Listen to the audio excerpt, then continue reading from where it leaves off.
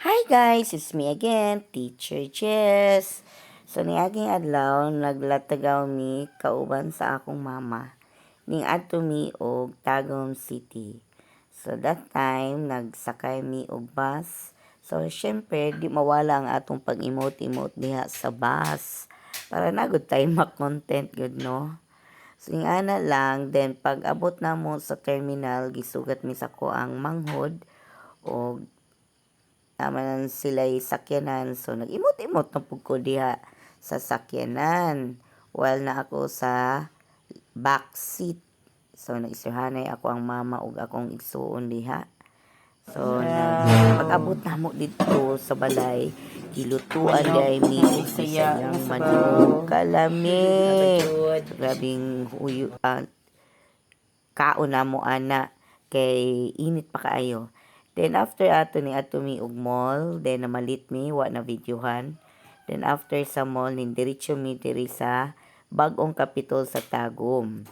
Og syempre di mawala yun ang atong pag-imot-imot diha no sa ilahang dako kaayo nga Christmas tree nga mura og ang tema nila karon ay Noah kay naay mga hayop nya na porma yun siya og dako gyud nga arka.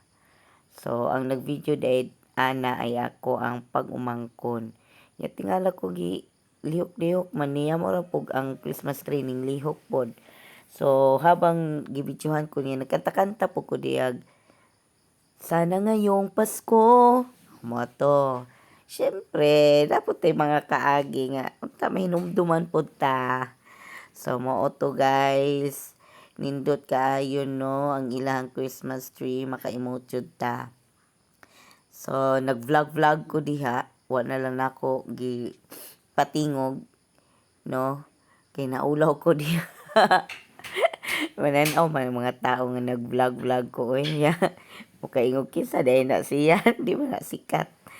Sumuot to naka-picture pod mi diha no. Salamat atong duha ka lalaki nga murag mga sundalo to siya. Nag-offer sa mga nga picturean ni.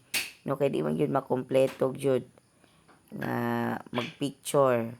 So gentleman kay ito silang duha. Then after that, ning baba nami nangita mi og pagkaon. While naghulat mi sa amo ang pagkaon, na nangaruling diha nga mga bata. So taod-taod lang lahi-lahi nga mga bata ang nangaruling diha. Og tagaan ra pud namog 5. Og maoto na ana ang among pagkaon, ang barbecue, ang isda, no, nga gisugba, nga basta maoto lami kayo. Then after namo nanihapon nangita ko og kanang french fries. Then ako ang pag-umangko na intriga siya anang kasaba lang gud ka lang gihapon na o kasaba patatas di ay. So nga gibutangan og kanang cheese. So nintilaw lang siya ana. So gipalitan na lang pod nako. Then after pagkaugmaan na mo ni ang second day namo muli ay nami ana. So nangadto pod mi ana sa Unitap, wala pud ko ka video dito sa kabisi.